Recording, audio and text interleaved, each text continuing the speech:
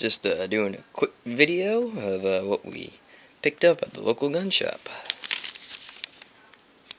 Always like the guy, he always puts a little thank you note at the bottom. Always nice. Some Brennick 36 caliber, quarter ounce, 3-inch Magnum rifle, 410 slugs. Gonna pattern that gun tomorrow. Of course, you can never have enough 7.62x54 rim surplus. For $6, for a box of 20, always nice to have two around.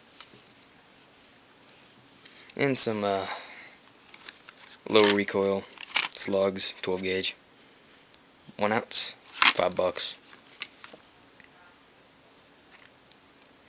Go pattern 12 gauge tomorrow too.